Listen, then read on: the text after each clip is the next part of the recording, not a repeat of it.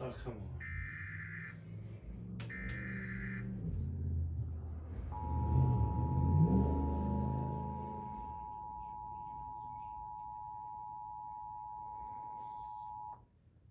The National Weather Service in Milwaukee-Sullivan has issued a severe thunderstorm warning for southwestern Rock County in south-central Wisconsin until 8:15 p.m.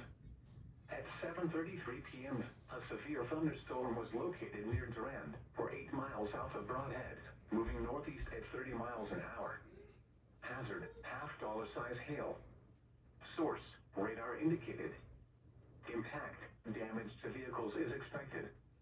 Locations impacted include Janesville, Beloit, South Beloit, Newark, Hanover, Afton, and Avon. For your protection, move to an interior room on the lowest floor of a building. Well, that's okay.